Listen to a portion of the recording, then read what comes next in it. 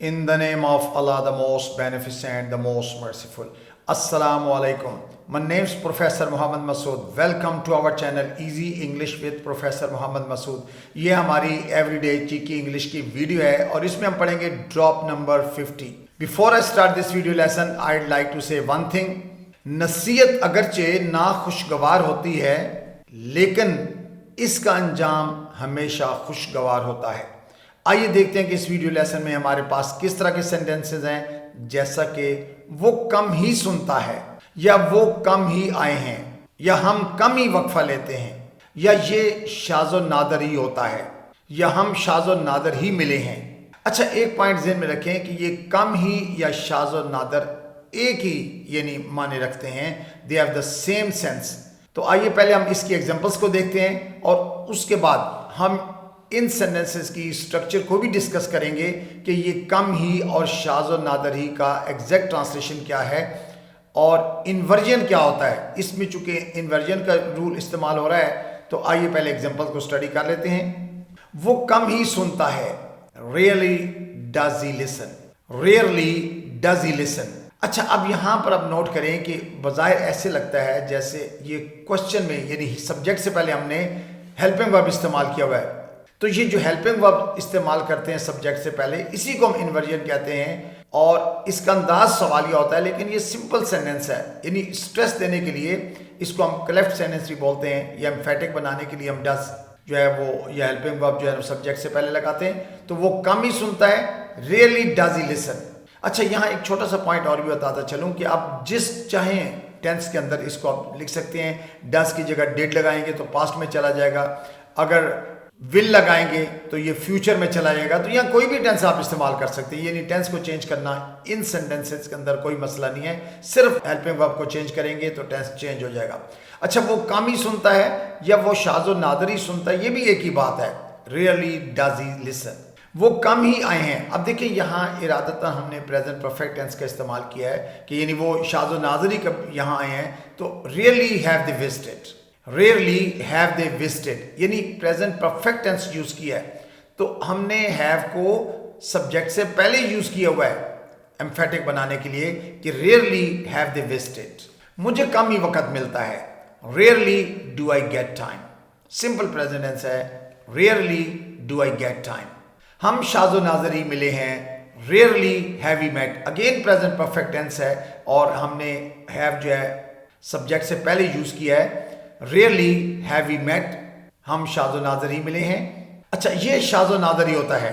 यानी कोई ऐसी बात हो गई तो भाई इस तरह का काम कम ही होता है या शाज़ो नाज़र ही होता है. Really does it happen. Rarely does it happen. ये बात मैंने बता दी है कि मैं स्ट्रक्चर में मजीद थोड़ा सा डिस्कस कर लूँगा कि हम डज वगैरह क्यों इस्तेमाल कर रहे हैं और यहाँ टेंस आप किस तरह चेंज कर सकते हैं. यानी कोई भी हेल्पिंग वर्ब चेंज करेंगे तो टेंस चेंज हो जाएगा. वो कम ही पढ़ती थी. अब देखिए, ये सिंपल पास्ट टेंस का सेंटेंस है. Really did she study. Really did she study. यहां पर हमने डिड इस्तेमाल किया सिंपल पास्ट की, यानी सिर्फ हमने ऑक्सिलरी वर्ब को चेंज किया हुआ. यानी हेल्पिंग वर्ब जो है अगर डज लगाते हैं तो इस प्रेजेंट में होता है. डिड लगाया है तो ये सिंपल पास्ट में. अगर हम विल लगा देंगे सिंपल फ्यूचर में चला जाएगा. तुम कम ही इख्तलाफ करते हो. अगेन सिंपल प्रेजेंट टेंस है. Seldom do you disagree. अच्छा, रियली या सेल्डम दोनों का मतलब होता है कम ही या शाज़ो नादर ही. तो दोनों मैंने इसीलिए ये जो वर्ड्स हैं इस्तेमाल किए हैं इस वीडियो लेसन के अंदर. Seldom do you disagree. चाहे आप रियली यूज करें चाहे आप सेल्डम यूज करें, दे हैव सेम सेंस. एक जैसे के माने. वो कम ही घर में खाता था. अब अगेन सिंपल पास्ट टेंस है.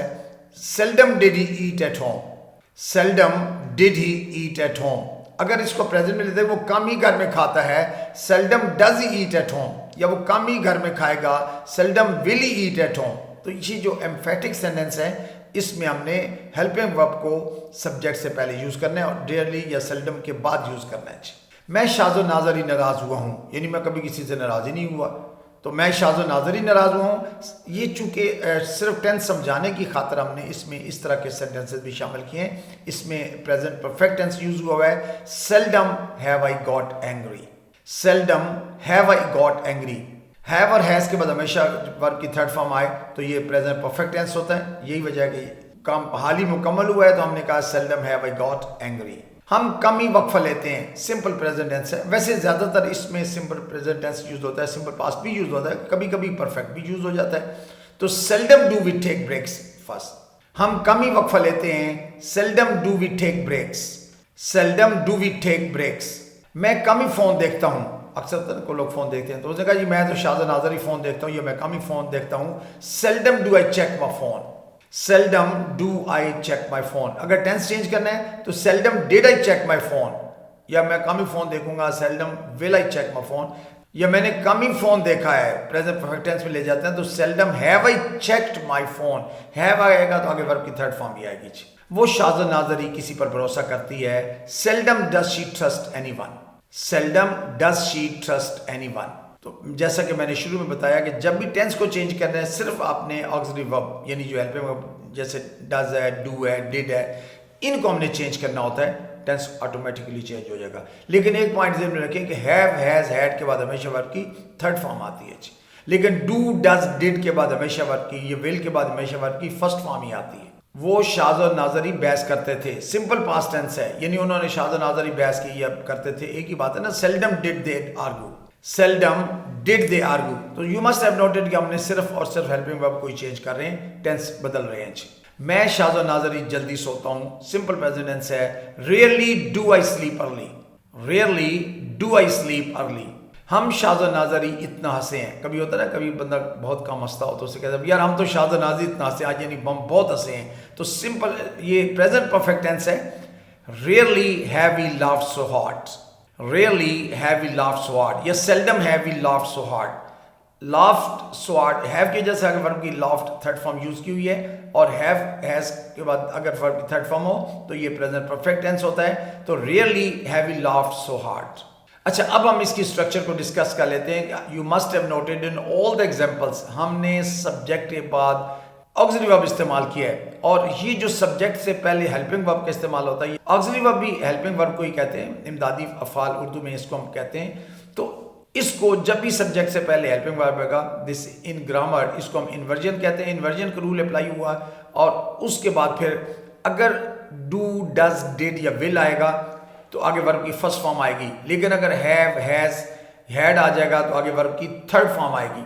इसलिए हमने दोबारा जो सब्जेक्ट उसके बाद वर्ब को ओपन रखे, आगे वर्ब की फर्स्ट फॉर्म नहीं दी या थर्ड फॉर्म नहीं लिखी। यानी ये डिपेंड करता है कि आप कौन सा ऑक्सिलरी वर्ब इस्तेमाल करते हैं। तो ऑक्सिलरी वर्ब के मुताबिक, और ये सेंटेंस को एम्फेटिक बनाते हैं।